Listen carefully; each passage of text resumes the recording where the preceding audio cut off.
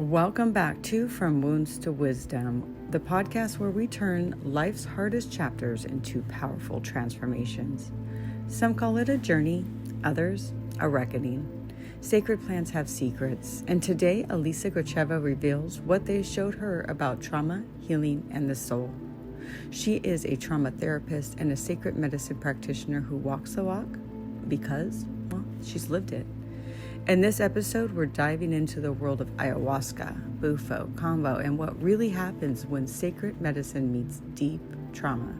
If you've ever felt curious, skeptical, or even a little afraid of plant medicine, this one's for you. So let's take a breath and dive right in.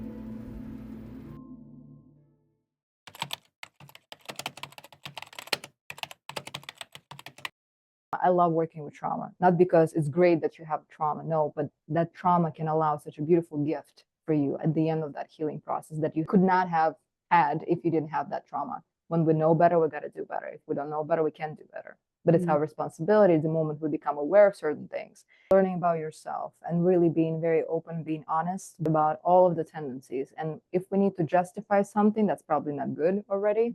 So looking at every single tendency we may have that we notice, just asking yourself, what are some tendencies that are holding me back? You will have the answers. You have to be open to listen to them and then decide whether you want to do something about it or not.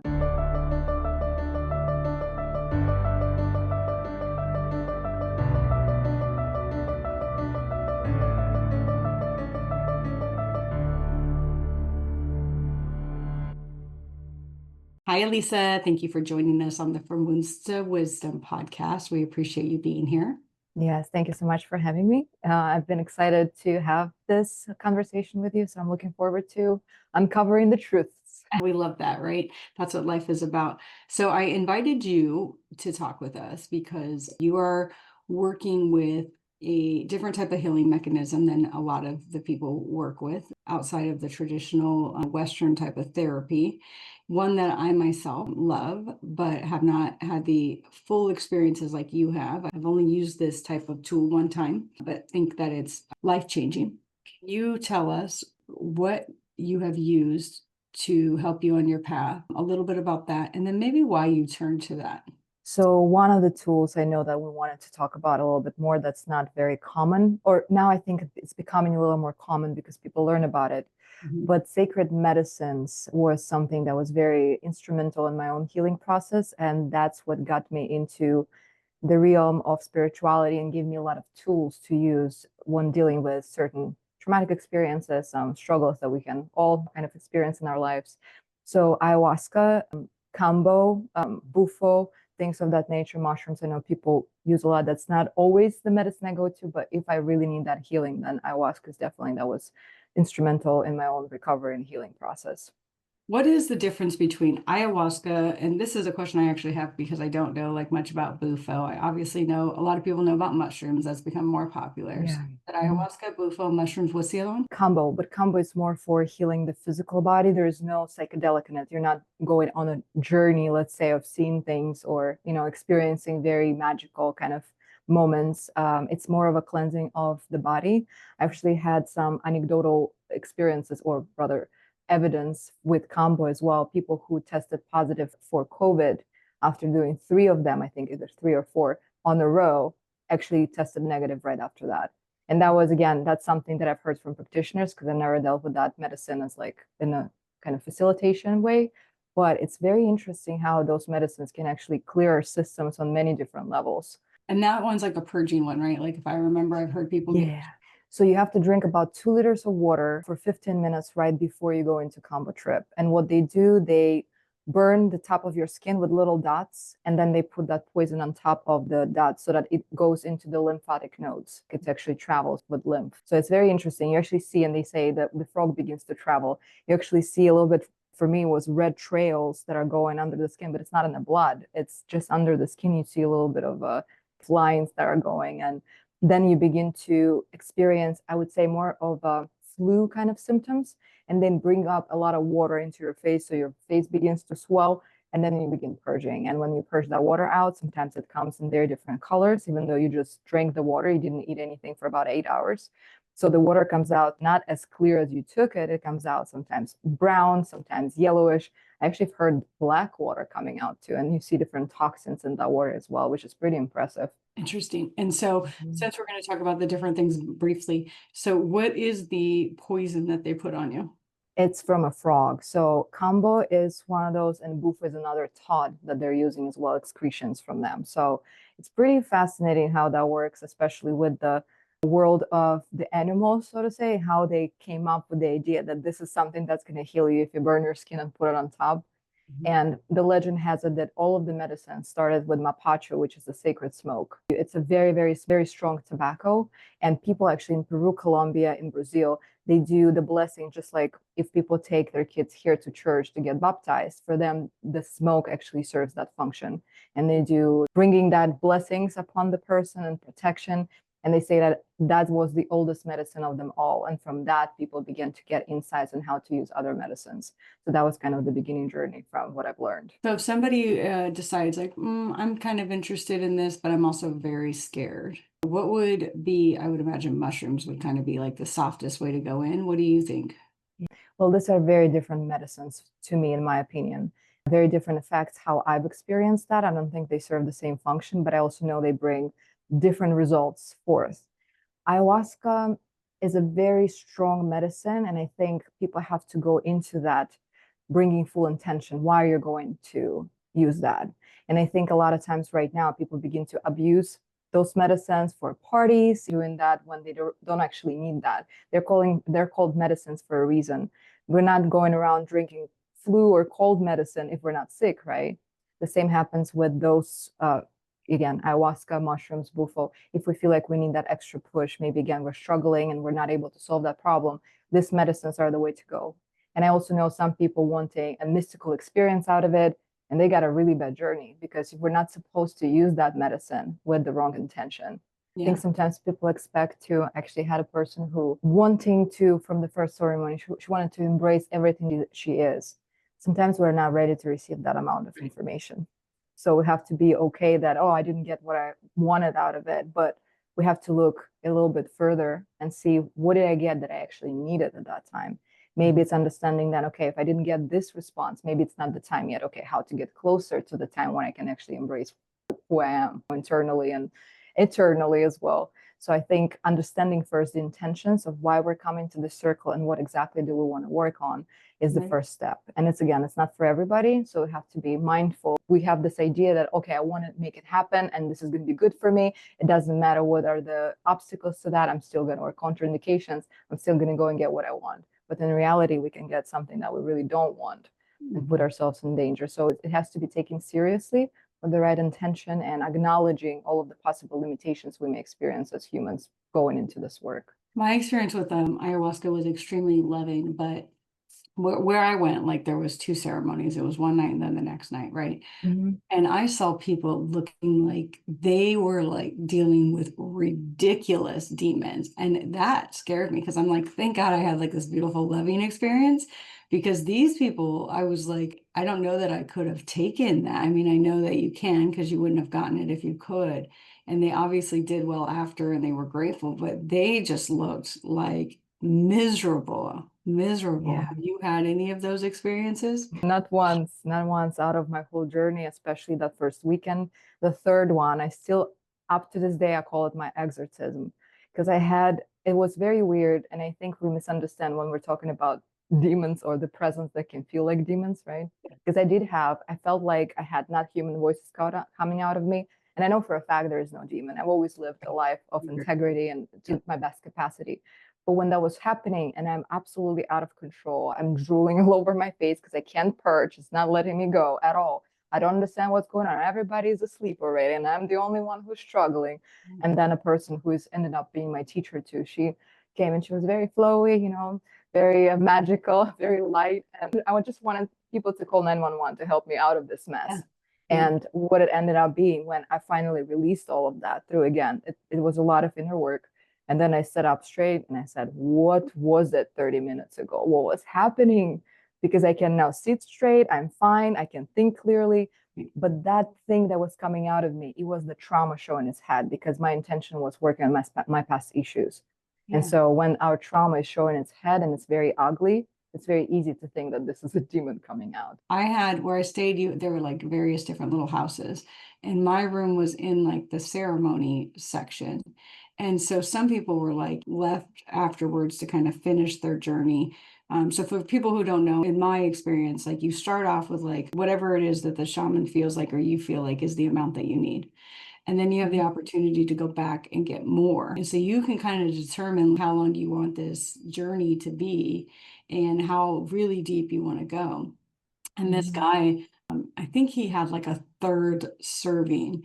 And so in the middle of the night, I'm like sound asleep. I hear like banging on my door, which scared the living crap out of me. And this guy just saying, "Are you in there? I need help. Like, I think I'm going to kill myself." And I was like, oh my gosh, like, I don't even know what to do with you. Like, I'm a female by myself. You're this guy like banging on my door, scaring me, but you also say you feel like you might kill yourself, right?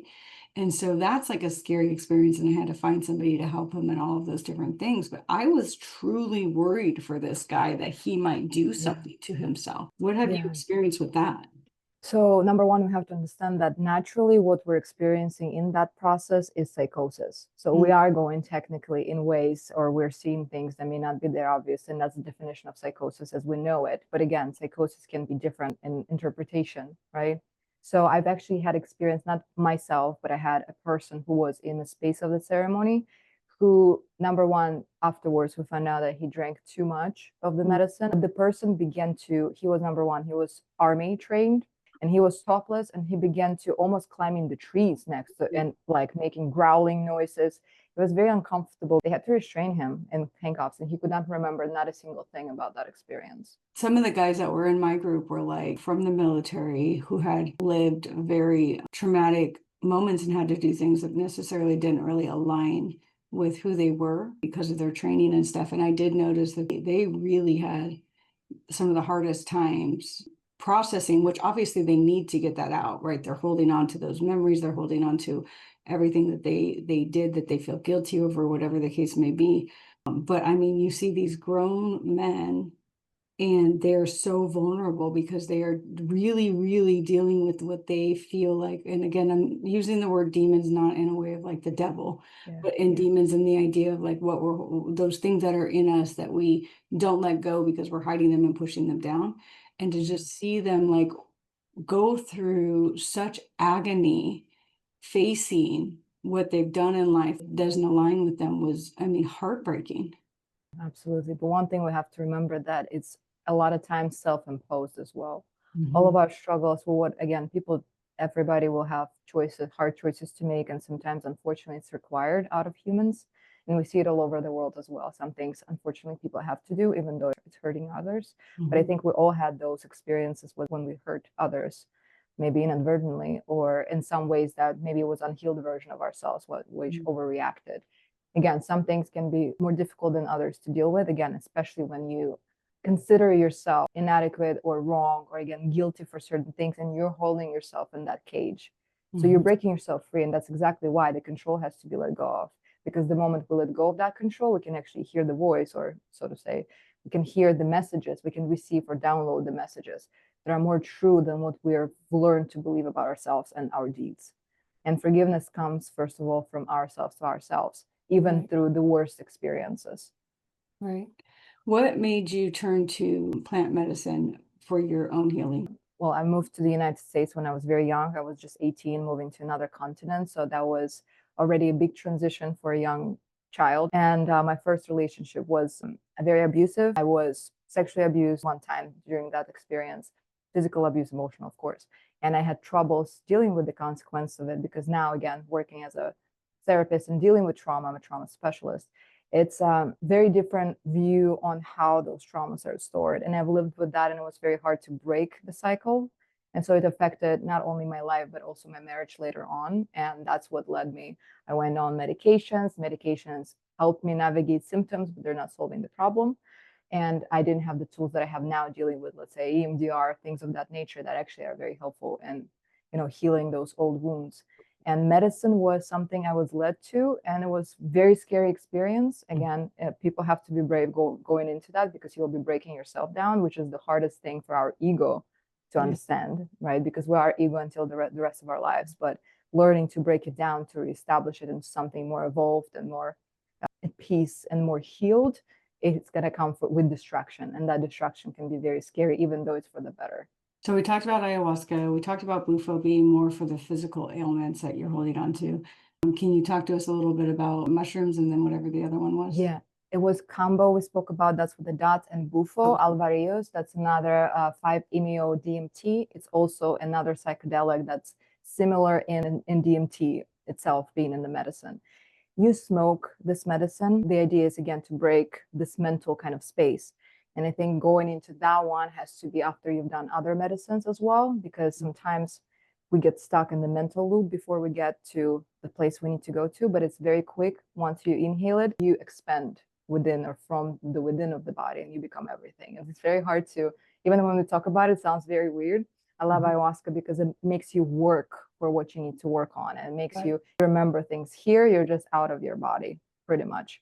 And I heard it's torturous for like 15 minutes. It's like, from people that I have known who have done it, they're like, it's hell for 15 minutes. With bufo? Yeah, with bufo. Oh, no. It's peyote. What's the difference between peyote and bufo?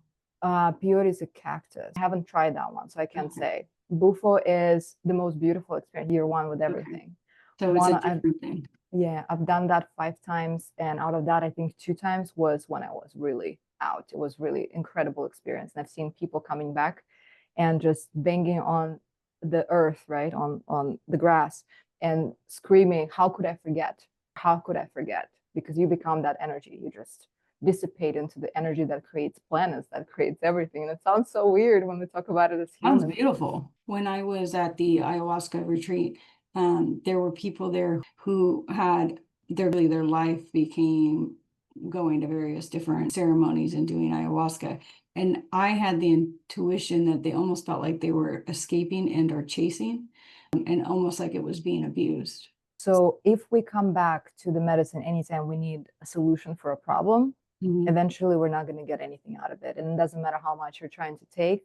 Even if you take, just like you mentioned, right, taking it once, then going for a booster, the more you do it, the less you need. So, and in most cases, the ceremonies that I've had, a lot of them were in service. So I would participate and I would help facilitate or lead the ceremony as well with different tools. And so it's not always for me coming from my healing, right? Sometimes it's allowing to bring whatever I've got also to the table to help facilitate certain experiences. The first year for me was 33 or 32 ceremonies, and the next year was enough to, but then you don't have a need for that. If you're feeling fine, you're not going to consume that. And people begin to come to it anytime they may need suggestion. And if they come when they actually have to find suggestion or solution themselves, they're not going to get that during the ceremony. And I actually had that experience once. I have PMDD. My hormones are out of whack since my teenage age. It's very bad. And so once I was sitting there and I worked with my past traumas, and I'm seeing, I'm getting ready, and I'm talking to the mother, right? I'm talking to the medicine. I'm like, okay, today we're going to work on PMS and my hormones. She's like, I can't do that. And I was like, what do you mean you can't do that? I'm like, of course you can fix everything. Come on. Yeah. And I've learned down the line that something that was karmically instilled in me. And so I had to deal with that other ways and have to find a solution, learn to deal with that because of my past life as well, of what happened during, my experiences before I was in this body, so to say. So with medicine is the same thing. We have to be open to receiving the blessings we may not anticipate or we hope to get, and maybe we're going to get certain tools. It's not always the healing. Sometimes it's the tools we have to try to use to get to where we need to go next. So ayahuasca cannot go against the karmic plan that we set for ourselves. It can help us on the healing of certain things that we're meant to heal through it.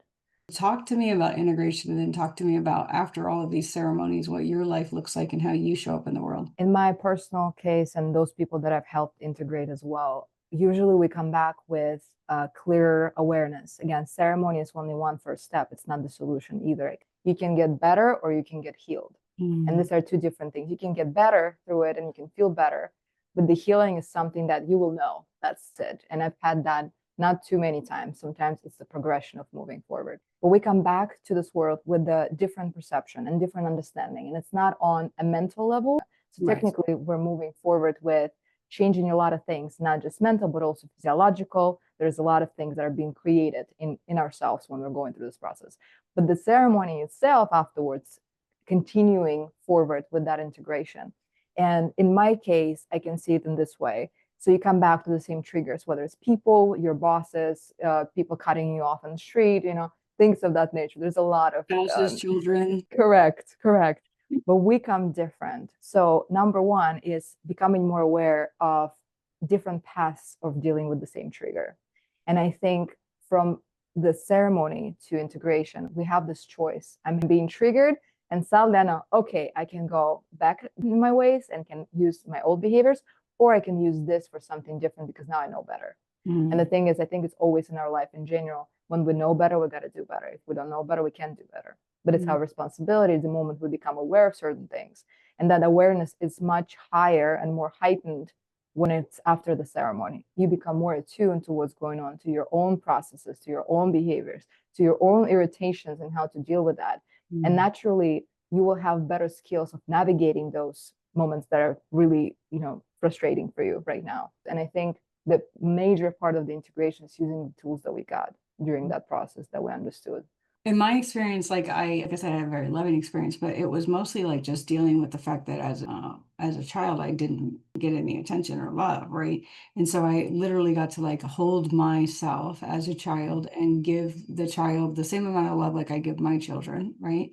And so then when I came back, what I was searching for in other people, I knew I had in myself. So it changed my relationships because I wasn't searching for their approval anymore, because I already had found that in myself. And it like, even in my own marriage, like it changed me wanting my husband to fill something inside of me that felt empty without knowing that that's what I was doing, to feeling like, no, I'm good. Like, you're a partner. You're not filling anything that I'm missing. In a world like we have now, I'm for humans, and there's a lot of stuff going, in my opinion, against humanity, obviously nature as well.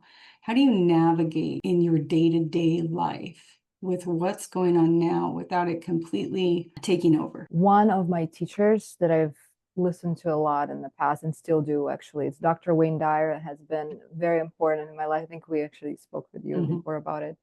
And somebody asked him a question about, they said, well, you say everything is perfect, but what about children that are starving and, worse and things of that sort? And he said, everything in this world is perfect. So is your desire to change it.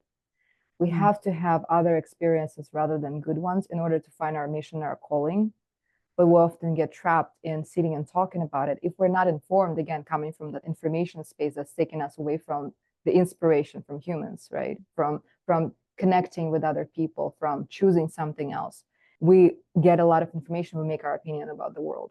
So I think number one, again, is dealing with trauma. I love working with trauma, not because it's great that you have trauma, no, but that trauma can allow such a beautiful gift for you at the end of that healing process that you could not have had if you didn't have that trauma, if you didn't have that hardship, because we change through struggles, not through good times. We never say, oh, I was so happy, vacation was great, I grew so much, I evolved as a human. We never say that. But when we say, oh my God, that was a rough summer.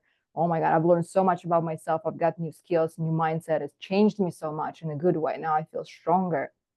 And so I think that's all a part of the plan for us, even those things that are hard to control. There's a lot of injustice. There's a lot of struggles for everybody all over the world, really, right now. But it's also not as bad as we imagine it to be if we don't see this negative, because a lot of people are evolving, they're growing, they're becoming more aware of their own mission in this world as well, and purpose, maybe changing those circumstances that really trigger them. And they feel like, this is something I want to change personally while I'm here, because I think this is ridiculous. I want to go and make that difference. I always say exactly what you said, almost exactly word for word, about the fact that we don't grow in comfort, we grow outside of it, right? When we're in difficult situations. But then I still go to, again, and I know over time, there's always these situations. If you look at history, it's, repeating constantly to teach us various different lessons and stuff like that, which we never seem to learn. Hopefully we will soon. But people, and I love Wayne Dyer, but I still struggle with the inhumane treatment. Yeah, but I think it's always going to be, because we're humans. While we're humans, if we look behind ourselves right now, if we even look right now, I'm going to have a shadow there. The world is built on dichotomies. It cannot be just one side of the magnet, so to say. There's always positive and negative, right, charge. So I think, unfortunately, it's a part of life that we have to work through and evolve as everyone. Do you know this? They call it phenomenon of the hundredth monkey, right? When 100 monkeys on one continent learn how to peel potatoes, let's say, other monkeys begin to be aware of that too on other continents, and they're not connected. So I think the same has to be the same rules apply for humanity and spiritual evolution. The struggle has always been here. A lot of people are here actually to serve as those people who irritate and do inhumane treatment. So I think we just have to do the best of what we believe that our purpose here is, to change the world in the ways that we consider to be the most meaningful to us. And there's going to be somewhere for sure who will want to change this inhumane treatment, let's say in this certain area or this situation or this country. So I feel like it's still going to be a part of our life, this inhumane treatment, always been, always will be, even within families, right? Sometimes we see how kids are cared for in certain families. It's upsetting, yes, but so we can do something about it if we really will decide to go that route. But unfortunately, a lot of people take these things personally.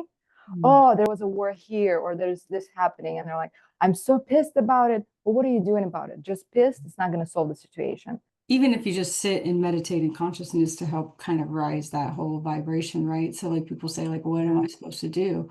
And I love Pamela Gregory. She's an astrologist, and she says, like, the same time every day, she has a following. Everybody sits for 15 minutes in consciousness and meditation so that we can raise the vibration of everybody else. I mean, you can do even simple things like that. You don't have to go and, fight the battles in a big way. You can do them small, everyday types of things. I want to ask you, there is this idea that at this point in time, because so many countries are suffering and so many different things are going on, that there's supposed to be this grand awakening. Is this true? Is this false? Like they say that the consciousness will split and there will be those that become awakened, which I think is kind of normal, but like in a grander scale. What is your take on this idea that there is currently a grand awakening? I can't say for humanity, but I can say for myself. And if I'm changing and I'm doing the stuff to help me evolve and to understand myself better, again, it's hard work every single day. It's very hard work.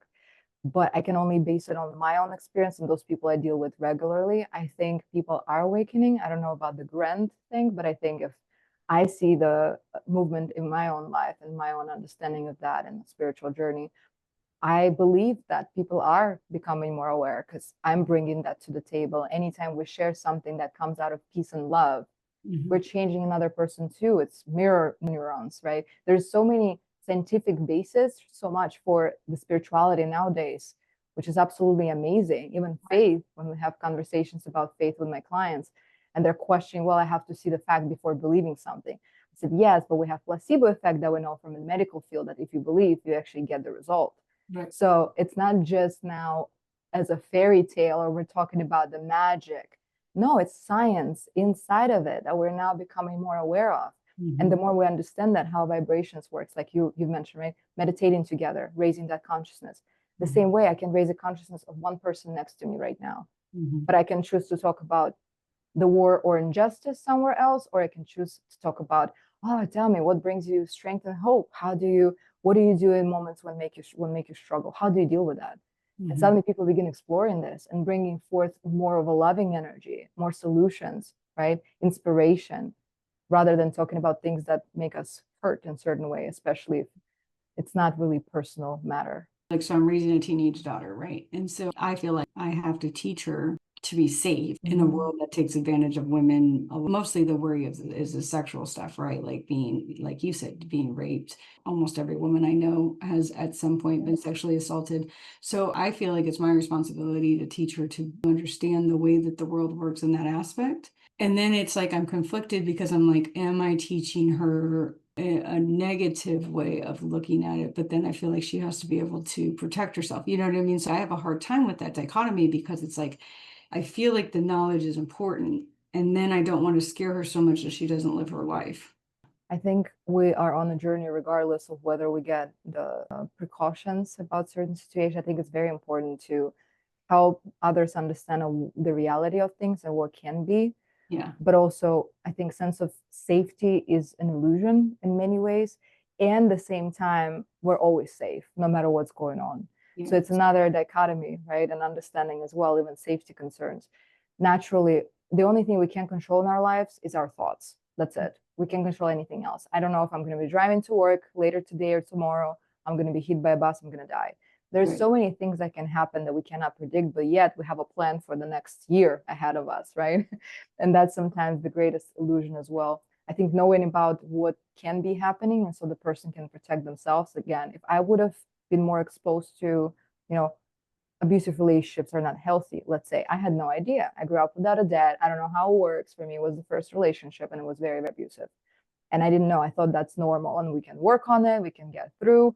I was 19 years old. What can you know? Especially if that's your first. So I think understanding and providing that information, but also providing that love and safety, an example of how you are, will help her and guide her through those situations that may potentially arise. She'll be like, oh, no, I'm not going that way, or I'm not doing this with you, or I'm not participating, because she already has certain messages that have been encoded by you and her to preserve herself.